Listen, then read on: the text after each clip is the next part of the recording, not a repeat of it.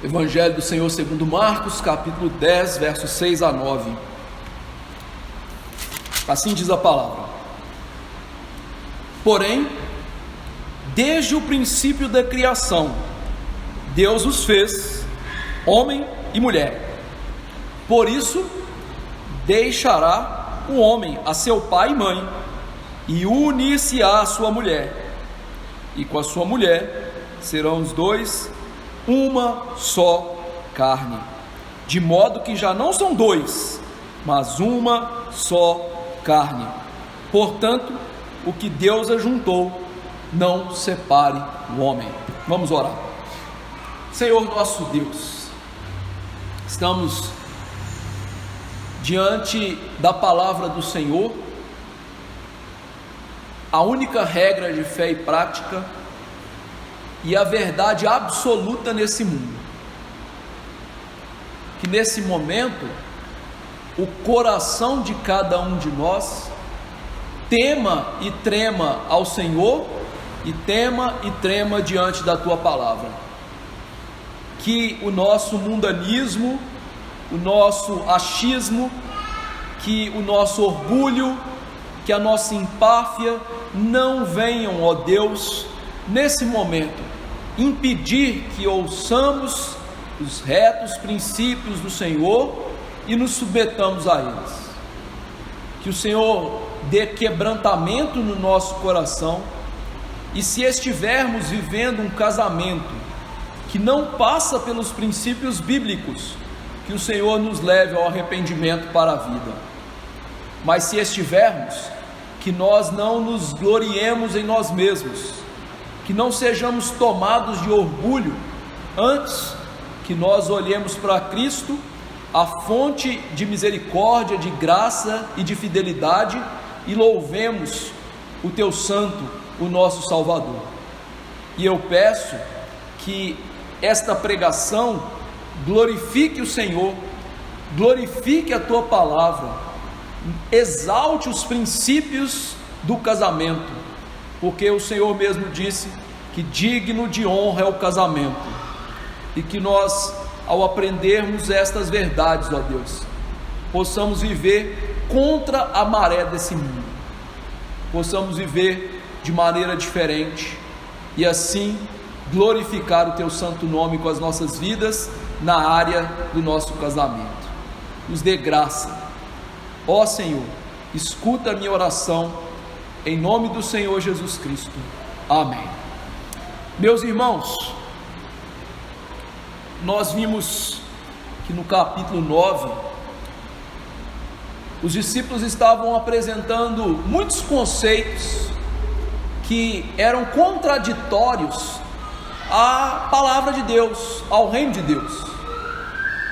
Eles estavam praticando coisas inconvenientes, e por isso, nessa sessão que estamos estudando, Jesus tem discipulado os apóstolos para fazer com que a visão deles de mundo, a visão deles das áreas da vida, sejam levadas cativas à palavra, aos seus princípios. É interessante que a discussão sobre o casamento que se dá agora na jornada de Jesus rumo à sua morte em Jerusalém, e que acontece lá na Pérea, porque os fariseus queriam matar Jesus através de Herodes, por causa do ensino fiel dele sobre o casamento. Essa discussão, ela está nesse cenário maior de que os discípulos precisam aprender a ser discípulos. Eles precisam aprender a ser pequenos e então viver a palavra de Deus, não o que eles acham, o achismo deles, a lógica deles. E o que nesse mundo é, digamos, tão afetado pelos conceitos mundanos como o casamento? Nós vimos na semana passada que os divórcios estavam acontecendo a esmo, que os fariseus torceram a palavra de Deus de tal maneira que homens estavam distorcendo os princípios bíblicos, e não só fazendo isso, mas divorciando das suas esposas porque elas cozinhavam mal, porque elas falavam alto ou porque acharam uma mulher mais bonita e mais nova. Fosse assim, ninguém ia casar, né? Sempre tem alguém mais bonito e mais novo, sempre tem alguém que cozinha melhor e por aí vai. Mas era isso que estava acontecendo. E agora, o que Jesus faz no meio dessa sessão? Ele joga a gente lá para o começo, quando Deus instituiu o casamento, e mostra os princípios do casamento. Ou seja, o que Deus instituiu como casamento, o que Deus ordena a fazer, como que Ele quer que seja o casamento de verdade. Então, esses versos 6 a 9, Jesus ensina que os discípulos devem obedecer os princípios de Deus para o casamento. Ou seja, os discípulos não devem olhar para o mundo, para os conceitos do mundo, mas os discípulos têm que obedecer os conceitos de Deus, os princípios de Deus para o casamento. E aqui nós temos 3 conceitos básicos sobre o casamento. No verso 6, nós vamos aprender que o casamento é entre um homem e uma mulher. Isso ele diz: porém, desde o princípio da criação, Deus os fez homem e mulher. Veja que a fala de Jesus agora, respondendo aos fariseus, começa com um porém, que todos nós sabemos é uma conjunção adversativa, mostrando que o que ele vai falar, que na verdade é o que está nas Escrituras, o que Deus deseja para o casamento, é totalmente contrário àquilo que os fariseus pensavam de casamento e os fariseus estavam praticando como casamento. Por isso ele começa, porém, é como se ele estivesse dizendo para eles: o que eu vou falar aqui agora, o que está escrito na Bíblia, lá no livro de Moisés, que relata o primeiro casamento, é completamente diferente do que aquilo que vocês pensam. E aqui, queridos, a gente tira a primeira implicação já da pregação, porque aquilo que a Bíblia diz sobre casamento é sempre contrário àquilo que o mundo pensa de casamento. O mundo pensa acerca do casamento como uma união em que nós nos casamos para as pessoas nos fazerem felizes. Isso não é bíblico. Como pessoas que têm que se doar para os nossos prazeres e deleites. Isso não é princípio bíblico. O mundo pensa de casamento como uma coisa volátil, algo que pode acabar, algo que pode ser tratado de qualquer maneira. Se não está dando certo, pule para outro. Então, os conceitos bíblicos de casamento, eles sim nadam contrário à correnteza desse mundo, porque Satanás sabe, e ele transmite isso nos conceitos do mundo, que a instituição básica do reino de Deus é a família, e que a saúde da igreja está diretamente ligada à saúde da família, como a família vive, como ela se porta, como ela é estruturada. E Jesus então está mostrando que as coisas são diferentes, vocês não devem pensar como o mundo. E ao aprofundar aqui nessa temática, Jesus não discute o texto de Deuteronômio 24 que eles queriam, ele vai até a criação, ele vai até aqueles momentos iniciais do gênero humano, mostrando que como as coisas deveriam ser. Lembre-se, quando o homem foi criado e houve o primeiro casamento, não havia pecado no mundo. A instituição de Deus para o casamento funcionava perfeitamente. O casamento que nós vemos hoje, por causa do pecado, é extremamente afetado, e é por isso que nós temos dificuldade de seguir esses princípios bíblicos e ordenar a nossa família de acordo com a palavra, porque somos criaturas caídas, nós não conseguimos viver o ideal pleno, apesar de ser o nosso alvo e de querermos viver esse ideal, nós não conseguimos fazê-lo perfeitamente. Mas Jesus, ao invés de pegar o homem caído, ele foi lá no ideal. O que Deus idealizou, o que Deus, entre aspas, sonhou para o casamento, e ele leva lá para o início, citando Gênesis 1:27 e outros textos, mostrando que Deus criou o homem à sua imagem e semelhança, criando homem e mulher. Veja que Jesus cita um outro texto de Moisés, mas um texto basilar, um texto que traz o princípio do casamento, e não a casuística do casamento como os fariseus queriam. Então ele vai mostrar o quê? Deixa eu mostrar para vocês o texto mais claro, deixa eu mostrar para vocês o princípio, e depois nós vamos tratar das casuísticas. E ele mostra como que Deus criou macho e fêmea. Mas veja que Jesus enfatiza a ideia que Deus os fez. Deus os fez macho e fêmea, mostrando que o homem e a mulher criados lá no Éden eram criaturas de Deus, e portanto Deus era o administrador dos relacionamentos humanos. Se nós somos criaturas de Deus e carregamos sua imagem, significa que Deus, e não nós, tem o direito de determinar o que é bom, o que é normal, o que é certo. Somos criaturas. A lógica então é: Deus manda, nós obedecemos. Deus fala o que é o padrão, nós aceitamos esse padrão. Eu vou fazer uma ilustração esdrúxula aqui, para você entender o que eu quero dizer. É como se eu estivesse desenhando. Imagine, querido irmão, querida irmã, que você tivesse criado esse banco aqui, e você deu o propósito para aquele banco, para uma pessoa sentar-se nele. E aí o banco olha para você e fala assim: não, coloca uma televisão em cima de mim. Não faz sentido. Deus é o Criador, Deus é que determina como as coisas devem ser, e não o ser humano. Isso contraria aquilo que o ser humano prega hoje.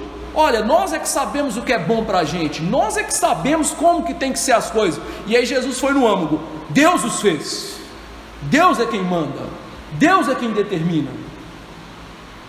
E aí ele apresenta um princípio precioso: macho e fêmea. Como nós já estudamos nos nossos grupos de casais, nós sabemos que as palavras macho e fêmea no hebraico, zakar e nekebar, significam algo pontiagudo e um receptáculo, uma bainha. Ou seja, macho e fêmea são aqueles que se encaixam, têm um encaixe perfeito. Lembre-se que Deus, quando criou a mulher para ser esse encaixe do homem, Ele fez isso depois que Ele chama o homem e fala para o homem: nomeie todos os animais. E Adão começa: crocodilo macho e fêmea, girafa macho e fêmea, leão, leoa, elefante, eloá. E aí, meu amigo, quando ele olha, ué, e eu?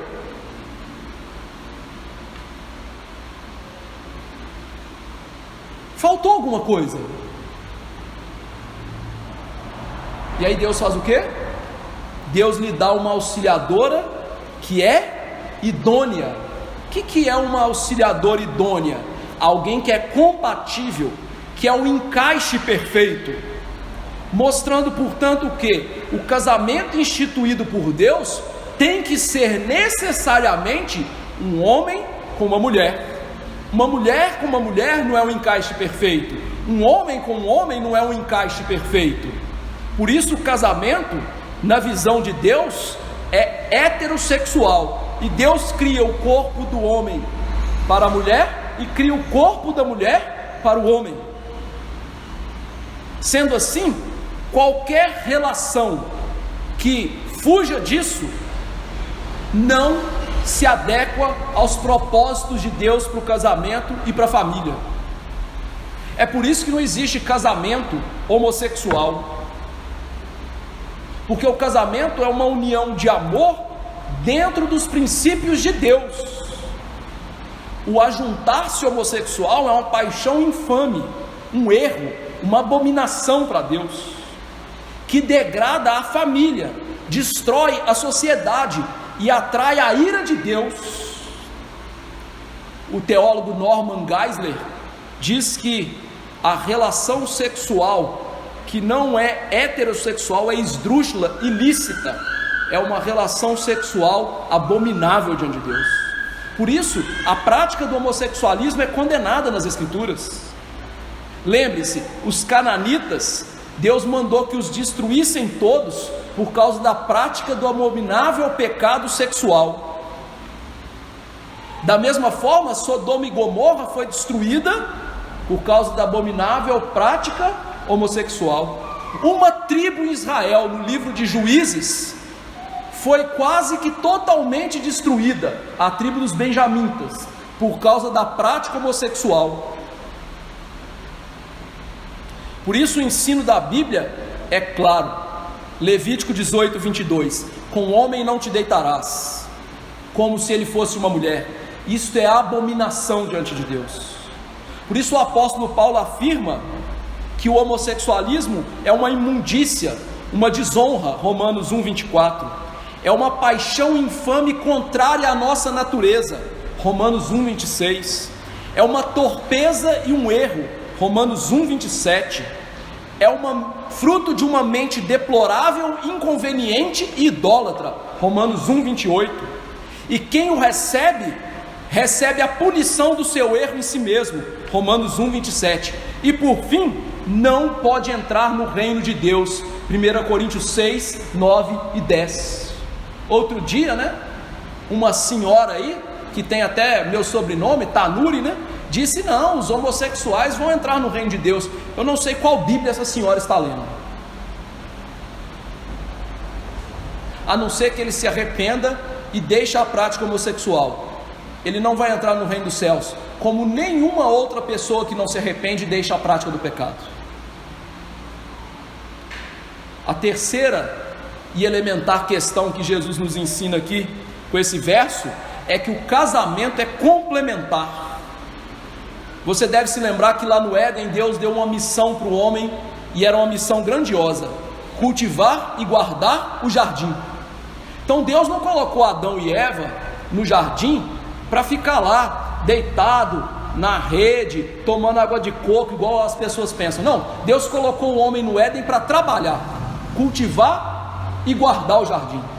Só que era uma tarefa tão hercúlea, e só o homem existia, que Deus fez o seguinte: vou lhe dar uma auxiliadora idônea. A palavra auxiliadora no hebraico significa literalmente socorredora que complementa. Então, o casamento na visão de Deus é a mulher complementando o homem, e o homem complementando a mulher. É por isso que nós somos tão diferentes. É por isso que o homem é tão objetivo e racional, e as mulheres conseguem ser emocionais, e elas conseguem divagar nos pensamentos, viajar nos pensamentos. É por isso que nós homens somos brucutus e elas são delicadas, finas. É para a gente complementar. E Deus então dá a mulher ao homem como esse complemento.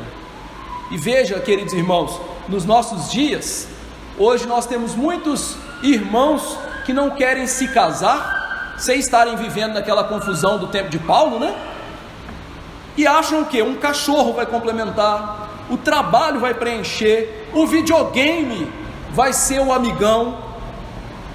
Não, nós estamos incompletos, nós que não somos celibatários, até que nós nos casemos e recebemos o complemento de Deus para as nossas vidas.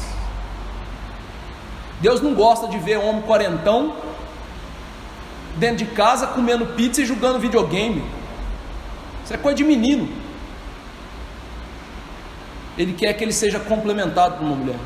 E também Deus não gosta de ver solteirona achando que o salão de cabeleireiro, as amigas e o chocolate, um pote de sorvete, um filme romântico é a melhor coisa do mundo. Ele quer que elas sejam complementadas por um homem piedoso. Então Jesus está mostrando para eles o que? Os princípios do casamento, as ordenanças de Deus para o casamento. Do verso 7 e 8, nós temos que o casamento é uma união íntima promovida por Deus.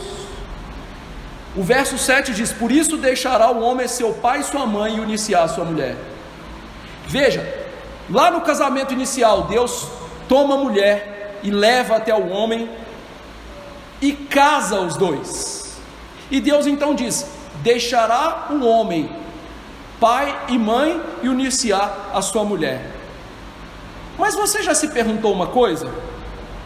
Quem que foi o pai de Adão e a mãe de Adão? E o pai de Eva e a mãe de Eva? Então, quando Deus fala deixar o pai e a mãe, não era uma ordem direta para Adão e Eva, porque eles não tinham papai e mamãe. Ele está mostrando qual é o padrão do casamento daí em diante, de como os homens e mulheres a partir de agora teriam pais e mães, e o que fazer com o papai e a mamãe na hora de se casar. O que fazer? O homem deve deixar pai e mãe. E essa ideia é muito importante. Significa o quê? Que o homem vai deixar o núcleo base de família para formar outra família, para formar agora uma relação íntima com outra pessoa, se tornando uma família com ela. Por isso o homem deve deixar pai e mãe, ele tem que deixar a casa dos pais. No entanto, é muito comum no nosso mundo, os homens dos nossos dias não deixarem seus pais, assim como as mulheres não deixarem a saia do papai e da mamãe. São muito apegados. O que faz? Todo dia vai na casa do papai e da mamãe. Todo final de semana está onde? Na casa do papai e da mamãe. Você ouviu a ordem de Deus? Deixa. Isso é uma ordem. Deus não está falando assim, se você quiser não frequentar a casa do papai e da mamãe, não faça. Ele está falando assim, deixa, para, acabou. Não é uma escolha para você, é uma ordem. E se é uma ordem, se você não cumpre, é pecado. Porque pecado é falta de conformidade com a palavra de Deus. Nós homens temos que entender isso. A gente tem que crescer, tem que ser homem, tem que ser macho, tem que deixar de ser menino e fazer o quê? Olha, agora eu tenho que deixar o papai e a mamãe, a casinha deles, a ajuda financeira deles, as roupas lavadas deles, a comidinha deles, e eu tenho que ter minha casa com a minha esposa e a outra família, e lá, meu amigo, nós vamos viver juntos. Lá eu vou liderar. Por isso, o padrão bíblico é bem diferente daquilo que o mundo vive. Meus irmãos, quantos casamentos acabaram ou foram esfacelados no seu propósito original por causa dessa prática horrível das pessoas não deixarem a casa do papai e da mamãe. Está sempre lá, está sempre dependendo deles. Isso contraria o princípio bíblico. O princípio é para deixar para quê? Para o marido liderar a casa, porque na casa do seu pai e da sua mãe você não é líder. Você só é líder na sua casa. E é assim que Paulo diz: as mulheres sejam em tudo submissas ao seu próprio marido. Marido vai ser o cabeça da mulher, como Cristo é o cabeça da igreja, disse Paulo. E como que você vai ser o cabeça da mulher, o cabeça do seu lar, metido na casa do seu pai e da sua mãe? E isso, maridos, aprendam uma coisa também: o papai e a mamãe, seja seu ou seja dela, não devem interferir nos seus casamentos. São vocês que lideram. E é muito comum, quando esse limite não é colocado, os pais quererem mandar e ter autoridade nos novos lares. Na casa deles, eles mandam. Na casa deles, eles colocam a mesa onde eles quiserem, eles comem na hora que eles quiserem. Na sua casa, são as suas regras, é a sua dinâmica. E ainda nós temos uma outra prática comum dos nossos dias, e que vai na mesma leva, que é o caso dos filhos. É muito comum nos nossos dias, nós fazermos dos nossos pais cuidadores dos netos. Enquanto isso, quebramos um padrão de Deus. Nossos filhos não são responsabilidade dos nossos pais, nossos filhos são responsabilidade nossa. Deixar pai e mãe significa assumir responsabilidade pela casa e pelos filhos. Mas hoje é muito comum os avós criarem os nossos filhos para quê? Para mulher poderosa, bonitona, sair de casa, ganhar o seu dinheiro.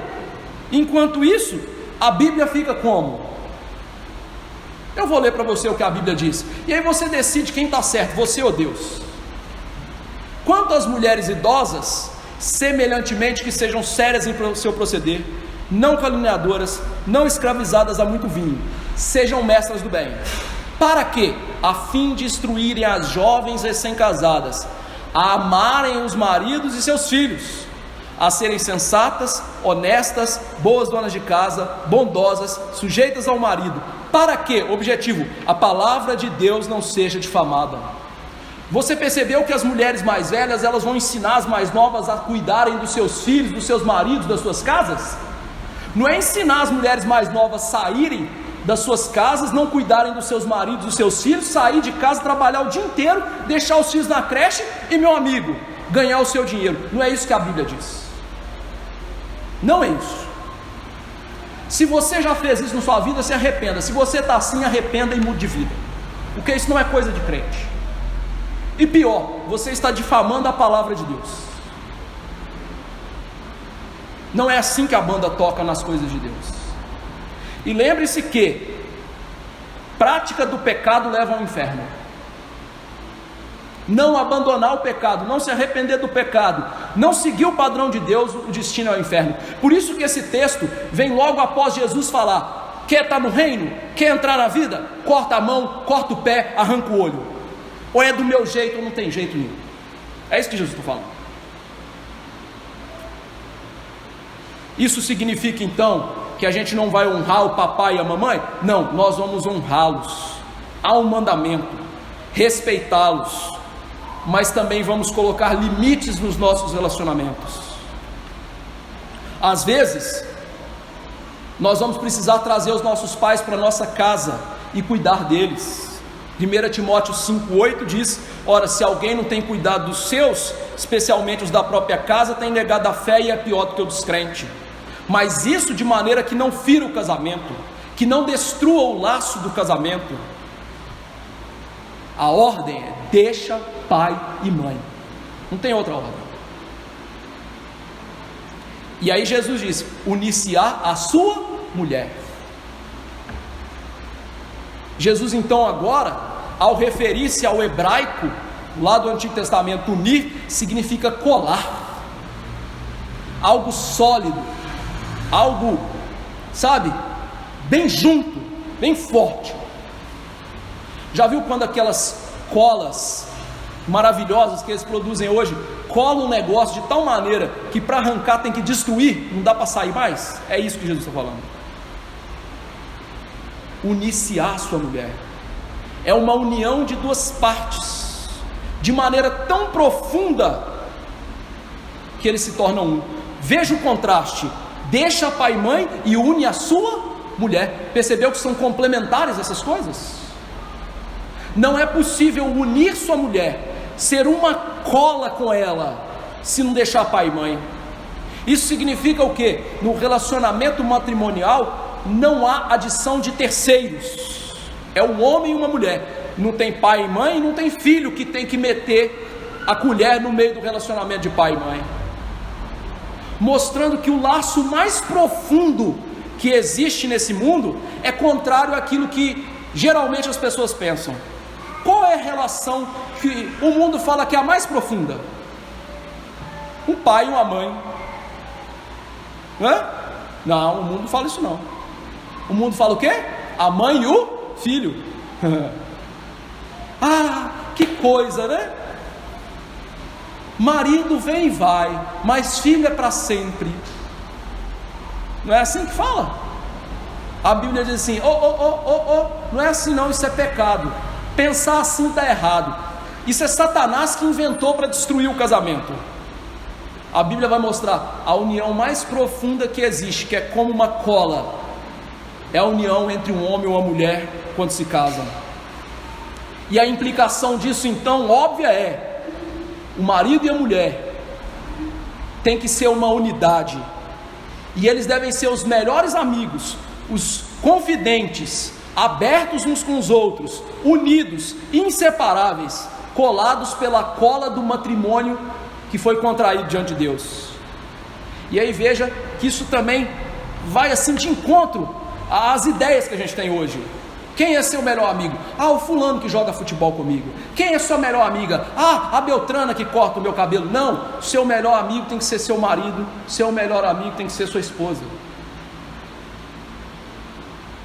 É assim que a Bíblia ensina. E veja que não seguir esse padrão é muito grave, porque o Senhor Deus diz lá em Malaquias que Ele é a testemunha da aliança entre nós e a mulher da nossa mocidade, Malaquias 2,14. Ou seja, Deus casou-nos, Deus era testemunha, Deus uniu-nos. Então quando Ele olha para o nosso casamento, Ele tem que ver os princípios dele e não os nossos, não aquilo que a gente pensa que é o melhor. E nenhuma união nesse mundo, então, Deus diz, é maior do que essa. E diante disso, Jesus nos ensina um princípio maravilhoso sobre monogamia, ou seja, o casamento é entre um homem e uma mulher. O texto não diz, o homem deixará o pai e a mãe e unir-se às suas mulheres. Falou assim? Não, é a sua mulher. Deus criou mais de uma mulher para Adão? Deus criou mais de um homem para Eva? Não. Por isso então, qualquer tipo de poligamia, poligenia, poliandria, são pecaminosos e são contrários à palavra de Deus. Meus irmãos, talvez você pense, isso é doideira. Não, doideira é um negócio que eu vi na televisão uma vez.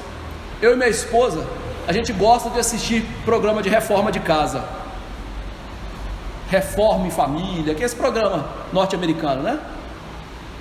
E no intervalo de um programa desses, passou uma propaganda sobre um programa que o sujeito faz vestido de casamento. E aí estava lá um rapaz sentado com uma outra moça do lado dele, e estava lá a noiva provando o casamento. E aí chegou o apresentador e falou assim, e aí, é bonito?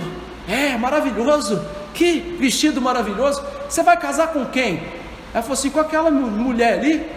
Aí entrevista o cara e falou assim, ela não vai casar com você? Não, eu já sou casado com essa aqui, ela vai casar com a outra, então nós vamos ser um trisal, um negócio assim. O quê? Como assim? A ideia do mundo é essas loucuras. E aí Deus diz assim, olha, não cobiçarás a mulher do teu próximo, Êxodo 20:17, não é as mulheres do teu próximo, é a mulher. Paulo diz, cada um tenha a sua própria esposa, e cada uma o seu próprio marido, singular, percebeu? Quando vai se eleger presbíteros, Paulo diz, o bispo tem que ser esposo de uma só mulher. Então o que a Bíblia prega sobre casamento é que casamento é entre um homem e uma mulher e acabou, não passa disso. Contramão do mundo, que acha que casamento pode ser essa fanfarronice, porque é uma instituição humana e falida. Não, o casamento é uma instituição de Deus, e falido é o casamento humano que não segue esse padrão. Mas os casamentos bíblicos, piedosos, fiéis, são uma instituição e a mais poderosa desse mundo. Verso 8, serão os dois uma só carne. Jesus mostra então que agora o casamento é algo belíssimo, de tal maneira que essas pessoas que se unem se tornam um. E aqui, meus irmãos, é algo brilhante, porque nós temos uma doutrina na Bíblia, que é a doutrina da Trindade, que é uma doutrina que a gente fica tentando procurar alguma coisa na natureza para lhe ser semelhante, para lhe ser uma analogia, para lhe ser, digamos, uma seta que aponte para a Trindade. E aí Deus fez isso, Deus nos deu isso. Como? Através do casamento. Porque a doutrina da Trindade não é O Pai e o Filho e o Espírito Santo, 3 pessoas, são um único ser? Tanto que Jesus disse lá em João 10:30, eu e o Pai somos um. Significa então que a Trindade é a unidade na diversidade. E o que é o casamento? Um homem e uma mulher, diversidade, que se tornam um, unidade na diversidade. O que mais nesse mundo pode representar então a Trindade? Nada, só o casamento. E ele foi planejado para isso, para que ao olharmos para um homem e uma mulher devidamente casados, unidos pelo laço do matrimônio de Deus, nós olhássemos e entendêssemos unidade na diversidade. O Pai, o Filho e o Espírito, 3 pessoas, um único ser. E veja a beleza da unidade do matrimônio. Olha como que o matrimônio é importante, ao passo de ser uma representação do ser complexo de Deus. Os dois são uma só carne. Significa o quê? Que eles têm que ser inseparáveis. E olha como a analogia do casamento ela segue na Bíblia. O ser humano é corpo e alma. O que separa o corpo da alma? A morte. Qual é a lei do casamento? Paulo diz que a mulher está ligada ao seu marido até que ele morra. Então, ela está livre das suas obrigações maritais. Ou seja, qual seria a coisa que deveria separar marido e mulher e que a gente fala no casamento? Até que a morte os separe. Nossa, isso é profundo. Mostrando que essa relação ela deveria ser indissolúvel, que só a maldição que está sobre o pecado, que é a morte, que é a coisa gravíssima desse mundo, deveria separar os dois, de tão estreita que deveria ser. E aí veja, meus irmãos, que Paulo nos diz: o marido ama a sua esposa assim como ele ama a própria carne, mostrando que a esposa se torna um com o marido e o marido um com a esposa, ou seja, é a própria carne agora. E por isso quem ama o seu cônjuge, a si mesmo ama, a si mesmo alimenta, a si mesmo cuida. Então, no meu casamento, o que eu tenho que fazer? Cuidar, nutrir e amar o meu cônjuge, porque ao fazer isso eu estou amando, cuidando e nutrindo a mim mesmo. Lembra que eu disse que o casamento para o mundo eu vou casar com alguém que me faça feliz? Aí Deus, não, vai amar, cuidar, alimentar o outro, e você vai fazer isso para você mesmo. Por isso que João Calvino disse que o vínculo do casamento é o mais sagrado que existe, até mesmo maior do que aquele que nos prende aos nossos pais. Portanto, somente a morte deveria separar esse vínculo. O casamento, então, ao os dois se tornarem um, significa que ele é a soma da verdadeira intimidade do mundo. Ou seja, um homem e uma mulher que são casados, eles têm que ter a maior intimidade possível entre pessoas. Qual intimidade que é essa? A intimidade emocional, espiritual, mas também física. E com física eu quero dizer sexual. É por isso que o sexo antes do casamento é uma proibição divina. 1 Tessalonicenses 4, 3-8. E se opõe a Deus e se torna um inimigo de Deus aqueles que o praticam. Mas dentro do casamento ele é uma ordenança. 1 Coríntios 7, 5. Não vos priveis uns aos outros. Ou seja, façam. Então o que é uma proibição para os solteiros é um mandamento para o casado. Por quê? Porque é a união íntima mais profunda.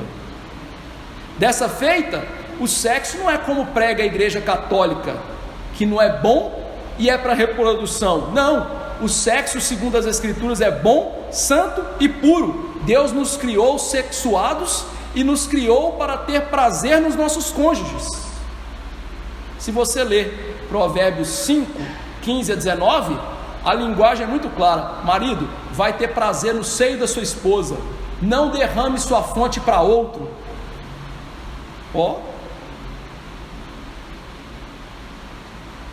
Então Deus não é um velho rabugento, estraga prazer e não quer que a gente tenha prazer nas coisas? Não, essa visão de Deus é errada. Deus criou essa união íntima e nos deu o prazer sexual para glorificá-lo no casamento, para termos verdadeira intimidade no casamento. O problema, é que o mundo quer estragar de qualquer forma o que Deus fez para ser maravilhoso, fonte de prazer e algo que louva a Deus, para ser algo destrutivo, vexatório, vergonhoso e desgraçado.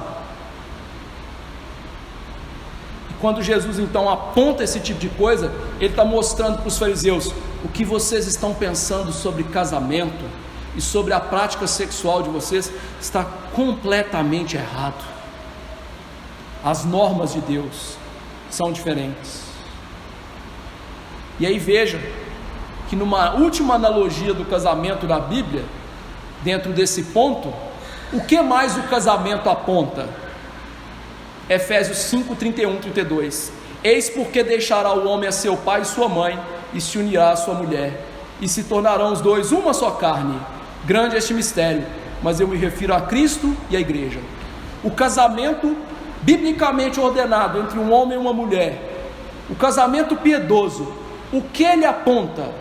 O relacionamento entre Jesus e a sua igreja. É por isso que em Apocalipse 19, a vitória de Deus sobre o mundo é descrito como um casamento entre Cristo e a igreja. E nós somos convidados à ceia das bodas do Cordeiro. Mas isso é um mistério, como que Cristo se uniu à sua igreja. Mas a tônica é: todas as vezes que um homem e uma mulher se casam diante de Deus e seguem os princípios desse casamento ordenado por Deus, eles são uma maneira gráfica, visível, vívida, de apontar para o mais belo casamento de todos: Jesus e a sua igreja. Uau, casamento é bom, hein? É importante, com certeza. E por fim, verso 9: o casamento não deve ser desfeito. Portanto, o que Deus ajuntou, não separe o homem. Perceba que Jesus usa uma conjunção que? Conclusiva. Então, se o casamento é entre um homem e uma mulher, o casamento tem que ser monogâmico. O casamento é uma união maravilhosa que não admite terceiros. O casamento aponta para Cristo e a igreja, aponta para o ser trino de Deus. Se o casamento é tudo isso, qual é a conclusão? O que Deus uniu, não separe o homem.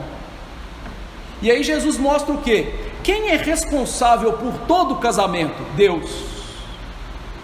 Quando nós vamos diante do juiz de paz, quem está nos casando na verdade é Deus. Deus usa o magistrado civil para nos casar. E aí, péssima notícia para nós, A gente acha que casamento é entrar a mulher de branco na igreja e vir aqui na frente e fazer aquela parafernália toda. Não, isso é perversão do culto. Casamento é quando nós vamos diante do juiz de paz e ele nos declara casados. Os reformados nunca fizeram assim. Isso é prática da igreja católica apostólica romana. Porque quem é mais importante na igreja católica apostólica romana? Maria. Isso é idolatria. Quisera eu ter uma máquina do tempo, voltar atrás e desfazer o que eu fiz, seguir essa bobagem que o mundo segue. Mas daqui para frente vai no peques mais, pastor? E ensina os outros a não pecar também. E Deus então, é Ele que através do magistrado nos une, nos torna um. E por isso, o casamento deve ser para toda a vida, uma união permanente. No projeto de Deus, o casamento é indissolúvel. Você deve se lembrar que o texto de Deuteronômio 24 fala do quê? Da concessão, não do mandamento, da lei que restringe o mal, não da ordenança de Deus. Se Deus juntou no casamento, o homem não tem direito de separar.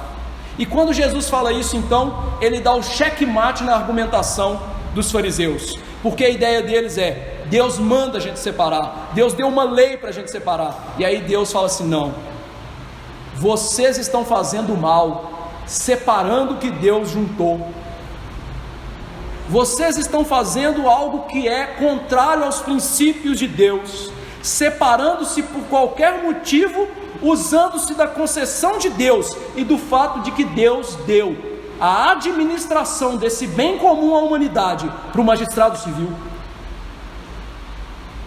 Ou seja, Jesus está falando para eles: vocês estão promovendo divórcios fora da palavra de Deus, vocês estão criando divórcios que não respeitam a palavra de Deus, vocês estão usando a concessão para abafar o pecado de vocês, o adultério, a fornicação, a dureza do coração de vocês. E aí Jesus mostra então que a dificuldade do texto que eles tinham não era uma dificuldade do texto em si, mas era uma dificuldade do coração deles aceitar os princípios de Deus para o casamento. E eles então separavam-se injustamente, abusando, tornando compulsória a concessão pelos motivos mais descabidos. Por isso que João Calvino disse o seguinte, com esta frase: Jesus Cristo restringe o capricho dos maridos, para que eles não possam, divorciando-se de suas esposas, romper o nó sagrado. E como ele declara que não está no poder do marido dissolver o casamento, da mesma forma ele proíbe todos os outros de confirmarem por sua autoridade divórcios ilegais, pois o magistrado civil abusa de seu poder quando concede permissão ao marido para se divorciar da sua esposa. O que ele está dizendo para a gente é o seguinte: hoje existe a lei do divórcio e as pessoas se divorciam por qualquer coisa, é o mesmo que estava acontecendo. E ele diz: todos esses divórcios que não entram nas causas excetivas de Deus, que nós vamos ver semana que vem, são irregulares, são pecaminosos, são antibíblicos. E Deus então, com essa fala, ele quer fazer o quê? Que nós, que somos tentados por causa do nosso pecado, da nossa disposição perversa de querer ser feliz acima de tudo, e da nossa devassidão, Deus está mostrando assim: será que você realmente tem coragem de explodir o que Deus ajuntou? Será que realmente você tem peito para falar assim: não, Deus, sou eu que mando nesse negócio e eu vou fazer desse jeito? E Jesus mostra o plano de Deus para o casamento é aquele que está lá no Éden, e a família do reino de Deus é aquela que Deus planejou. No casamento do reino, ele é indissolúvel. Os cônjuges têm que manter seus votos, considerando: Deus uniu, eu não posso desunir, a não ser pelos motivos que Deus me dá. E como estavam as famílias daquela época? Iguais às nossas, degradadas, adúlteras. Olha só como são as coisas. Você já viu um texto nas Escrituras sobre uma mulher adúltera que os homens queriam apedrejá-la? Você já leu esse texto? Está em João. Na lei de Deus para o adultério, quem deveria ser apedrejado? O homem e a mulher. E eu lhe pergunto: onde é que estava o homem adúltero naquela história? Protegido debaixo da sociedade hipócrita deles. Por quê? Eles olhavam para o casamento? Vale nada. Olhavam para a mulher? Vale nada. Graças a Deus então pela Bíblia e pelo Evangelho, né? Que tira a nossa hipocrisia e fala assim: não, mulher não é objeto sexual. Mulher não é para a gente desprezar. Mulher é herdeira da mesma graça de vida. Então, marido, ame, cuide, respeite, conheça sua mulher. Nunca vi liberdade tão grande para a mulher assim. É a Bíblia quem traz. E aí Jesus mostra o que? Os judeus e nós estamos quebrando os mandamentos de Deus. Lembre-se que eles quebravam o 5º mandamento não querendo cuidar dos seus pais, e agora eles estão quebrando o 3º e o 9º mandamento, tomando o nome de Deus em vão e dizendo falso testemunho contra o seu próximo. E o que implica isso? Simples. O nosso relacionamento com Deus é diretamente proporcional ao nosso relacionamento com a nossa família. Vale para homem e para mulher. Pedro falou para os homens, mas eu vou convidar você a abrir 1 Pedro 3,7. Qual é a implicação de casar e viver desse jeito? Olha o que diz as Escrituras: marido, vós igualmente vivei a vida comum do lar, com conhecimento, e tendo consideração para com a vossa mulher como parte mais frágil, tratai-a com dignidade, porque sois juntamente herdeiros da mesma graça de vida. Para quê? Objetivo: não se interrompam as vossas orações.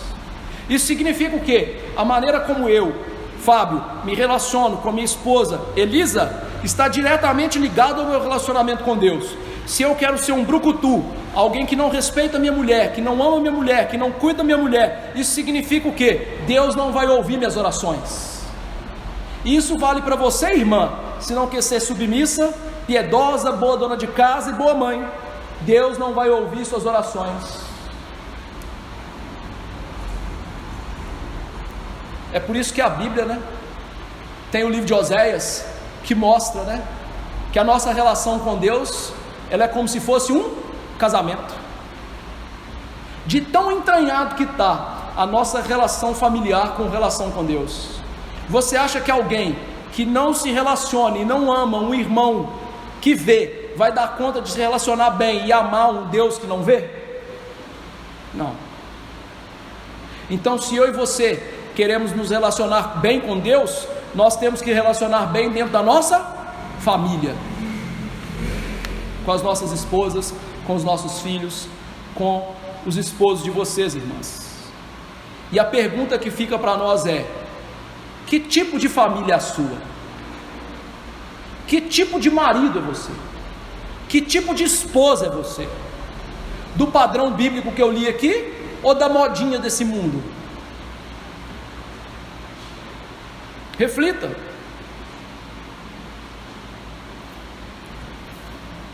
Primeira aplicação: pastor, eu quero ter um bom casamento. O que eu preciso? Jesus. Jesus é. Porque o casamento em que nós vivemos hoje é o casamento amaldiçoado pelo pecado. Então, se eu e você queremos ter um bom casamento, que é um casamento segundo o padrão da Bíblia, nós jamais vamos tê-lo sem Jesus. Pastor, eu conheço pessoas que ficaram casadas 70 anos e não são crentes. Parabéns para elas. Não foi um bom casamento porque não foi de acordo com a Bíblia. Valeu nada. Se eu e você, a gente quer um casamento abençoado, verdadeiro, bíblico, feliz, nós precisamos do perdão que há em Jesus. Nós precisamos que Jesus nos transforme. É por isso que Paulo diz que em Cristo nós somos nova criatura, nova criação. Significa que agora a gente pode ter a vontade de viver segundo a Bíblia. Que a gente pode ter vontade de um homem liderar a mulher e morrer por ela, e a mulher pode olhar e falar assim: eu vou obedecer esse homem, eu vou seguir esse homem, ele é Cristo para mim.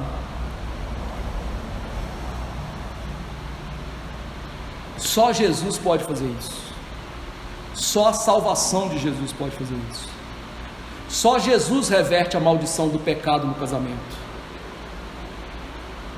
E é por isso que você vê às vezes mulheres mandando no casamento e homens sendo grossos no casamento. Porque lá no Éden, quando o homem pecou, o Senhor disse para a mulher: o teu desejo vai ser contra o teu marido e ele te dominará. Sabe o que ele quis dizer? Mulher, você vai querer mandar no seu marido. E o que ele disse? Ele vai ser um tirano sobre a sua vida. Não é assim que a gente vê? A gente precisa de Jesus. Peça ao Senhor que lhe salve, que lhe dê graça, que lhe faça conhecer o Evangelho das Boas Novas, para que você consiga obedecer esse padrão. E aí sim você vai ter um casamento feliz de verdade.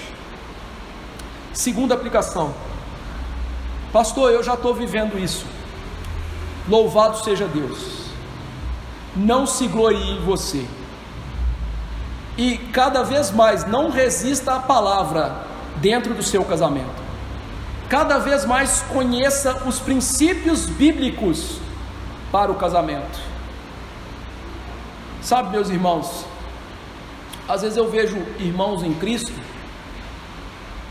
que já tem 30, 40 anos de casado e fica assim: eu não preciso de aprender mais sobre casamento. Ora, isso é orgulho. Todos nós precisamos mais aprender, não só sobre casamento, mas sobre todas as coisas da Bíblia. Eu sou pastor, e me desculpe aqui, não estou querendo me gambar não, mas nenhum de vocês conhece Bíblia como eu. Nenhum. E se eu preciso de aprender, quem mais você? Eu não conheço nada da sua profissão, não sei se é advogado. Você acha que eu vou ficar aqui, não, eu sei mais do que ele? Não sei. Então seja humilde e não resista à palavra. Queira aprender cada vez mais e mortifique cada vez mais o pecado dentro do seu casamento, porque eu tenho certeza, ninguém aqui tem um casamento perfeito. Ninguém. Na Bíblia, tirando o período de Adão e Eva, antes do pecado, não tem registro de nenhum outro casamento perfeito. Então deixe de ser orgulhoso e vai aprender a viver melhor no seu casamento. Terceira aplicação: talvez você pense assim: eu perdi o amor pelo meu cônjuge, o que eu devo fazer? Em primeiro lugar, se você diz que você perdeu o amor pelo seu cônjuge, eu só posso lhe chamar de ignorante. Porque a Bíblia diz expressamente em 1 Coríntios 13 que o amor jamais acaba. Ou não está escrito isso na minha Bíblia? Eu vou rasgar ela. Amor é prática da lei. Então, se você pratica a lei, se você obedece, seu amor nunca vai acabar, nem no céu. Pelo contrário, a Bíblia diz que hoje nós vivemos por fé, esperança e amor. Mas a fé e a esperança vão acabar. O maior de todos é o amor, porque no céu é um mundo de amor, ou seja, um mundo de obediência à palavra. Então não me venha com essa desculpinha: o amor acabou. Então o que eu tenho que fazer? Peça a Deus para você obedecer a palavra dele, porque dizer que o amor acabou não é motivo de divórcio. E aí que você sim recobre a paixão, os sentimentos bons por aquela pessoa, que não tem nada a ver com amor. E peça a Deus para você fazer isso de maneira prática, porque amor é dinâmico, amor é prático, amor se doa, está sempre em ação. Quarta aplicação: o meu cônjuge me traiu, o que eu faço? Nós vamos ver na semana que vem que existem duas cláusulas excetivas para o divórcio, e uma delas é essa: mas Jesus nos disse uma coisa interessante: se o teu irmão chegar a ti e disser perdoa, o que nós devemos fazer? Perdoar. Então, não necessariamente o casamento tem que acabar quando o cônjuge trai. Se nós não conseguimos perdoar, nós já vimos o que a gente está mostrando: a dureza do nosso coração. Deus vai me perdoar, pastor, se eu separar? Vai. Mas cuidado, você é uma pessoa que tem coração duro e tem dificuldade em perdoar. E se eu perdoei, eu tenho que continuar perdoando e ele continuar me traindo? Não. Isso significa que essa pessoa não quer estar casada com você. Nós encontramos a segunda cláusula excetiva do divórcio: aquele que não quer permanecer casado. Se uma pessoa continua te traindo, ela não quer ficar casada com você. O problema é que a gente não lê a Bíblia direito, né? Esse é o problema todo, né? O problema não é a Bíblia, né? Como diria o meu professor de grego, o problema não é o grego, é a burrice de vocês no português, né? A gente não está lendo a Bíblia direito. Por quê? Uma pessoa que continua praticando o pecado, ela se arrependeu?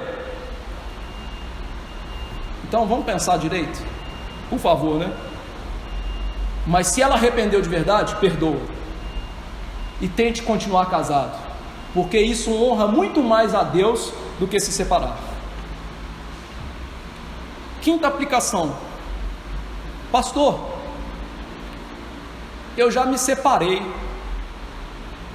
Deus me perdoa? Sim, Deus perdoa todos os nossos pecados. Nós vimos que o único pecado sem perdão é o pecado contra o Espírito Santo, não é o divórcio. Só que aí Jesus também disse, né, para a mulher adúltera: vá e não peques mais.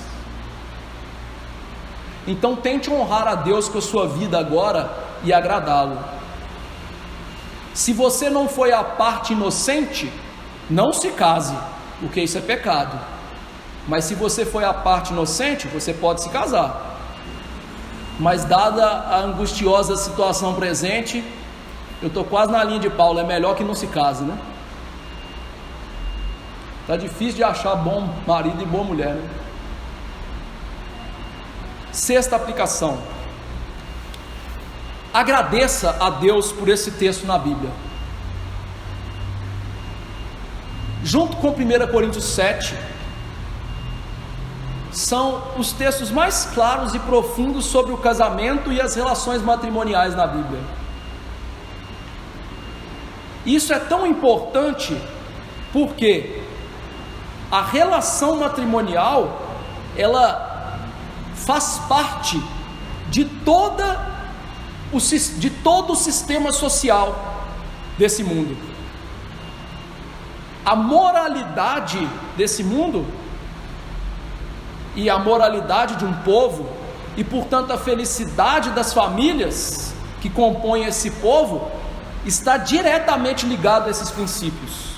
Portanto, quanto mais um povo tem esses princípios, segue esses princípios, ainda que não seja um povo crente, melhor será aquela nação e mais proveitosa e alegre ela será.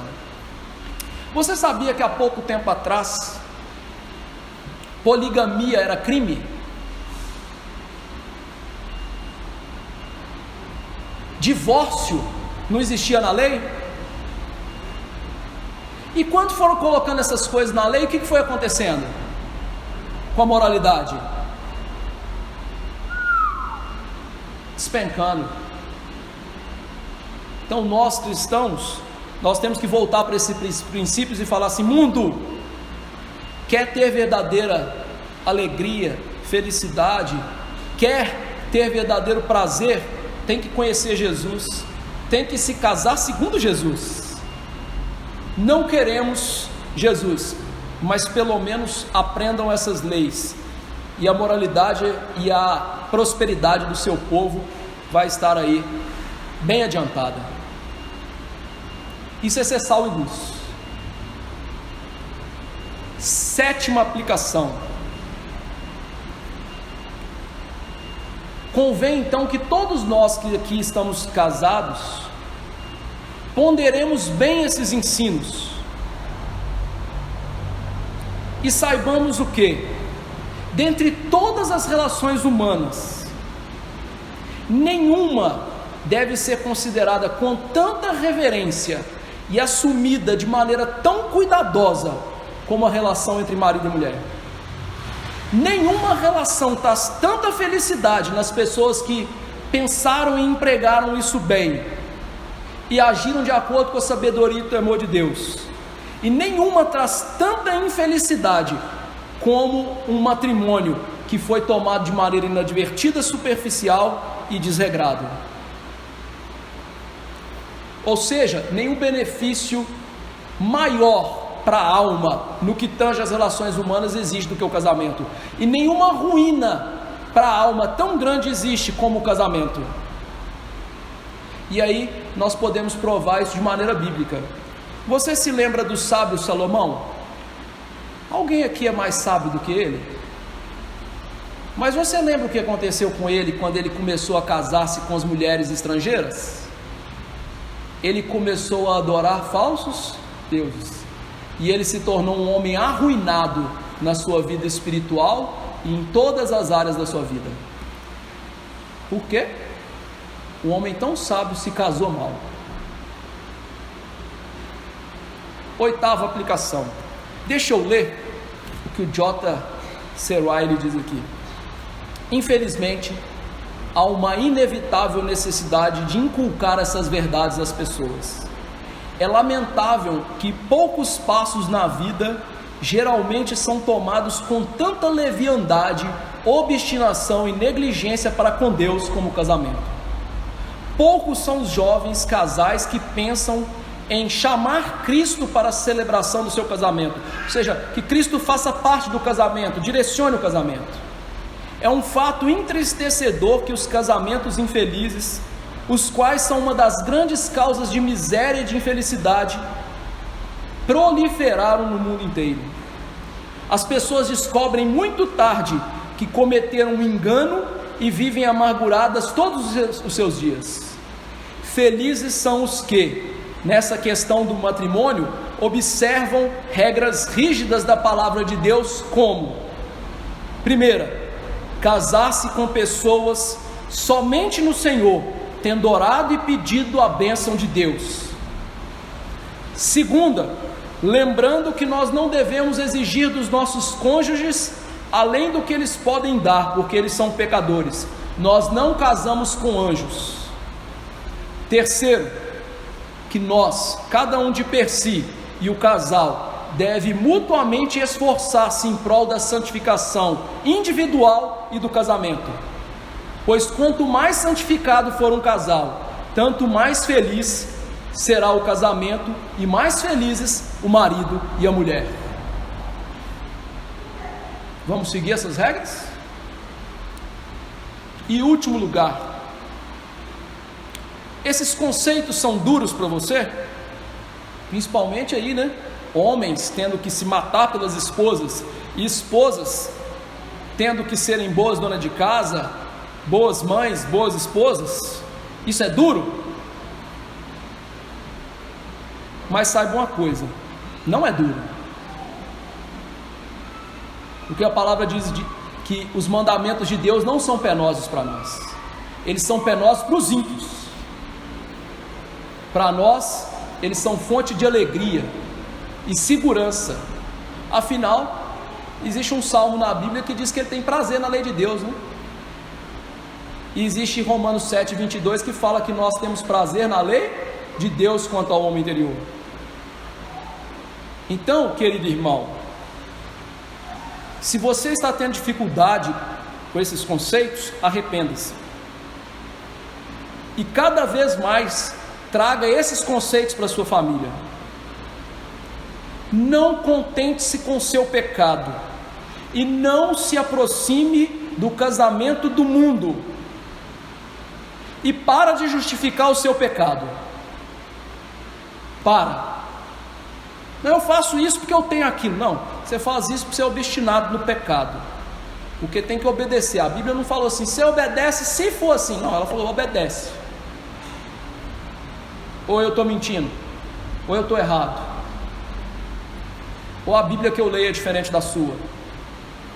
Esses conceitos, eles são radicais, porque Deus é radical contra o pecado. E que o Senhor nos ajude a viver segundo a palavra dele, e que a nossa família seja uma família que reflita Cristo e a sua igreja, e seja uma grande fonte de luz e de sal contra esse mundo. E aí veja, por que as igrejas estão tão fracas? Você já tem a resposta, né? Porque as famílias estão bem longe das famílias de Deus.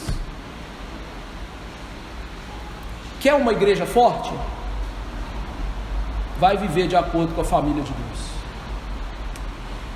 Que Deus me ajude a ser um melhor marido, que Deus te ajude a ser um melhor marido, que Deus lhe ajude, irmã, a ser uma melhor esposa, para a glória de Deus. Vamos nos colocar de pé e pedir essa graça. Senhor Deus, eu quero implorar perdão e misericórdia em relação aos meus pecados como cônjuge, e também em relação aos pecados da minha esposa, e em relação aos pecados de cada marido e mulher nesse lugar. Nenhum de nós é melhor do que o outro aqui, e eu lhe imploro que o Senhor tenha misericórdia das nossas vidas, que o Senhor venha trazer, ó Deus, verdadeiro arrependimento. Senhor Deus, nós estamos dando tantas desculpas esfarrapadas para não seguir a Tua palavra. A verdade é essa, não tem outra coisa. Os princípios são claros, não precisa Deus ser um gênio para ler essas coisas, para ouvir essas coisas e praticá-las, mas é preciso ser crente, é preciso ter arrependimento, e eu lhe imploro que o Senhor derrame isso na vida de cada um de nós, para que cada homem aqui lidere a sua esposa em amor, que cada homem aqui se doe pela sua esposa, que cada homem aqui santifique a sua esposa pela palavra, e seja responsável pelo bem-estar físico, emocional e sobretudo espiritual das suas esposas. Que nós, ó Deus, não permitemos que nossas esposas faltem ao culto por qualquer motivo. Quantos de nós deixam nossas esposas ficar em casa porque está com uma simples dorzinha, enquanto aquela dorzinha não impediria de ir para o salão ou de ir trabalhar, mas impede de ir para o culto?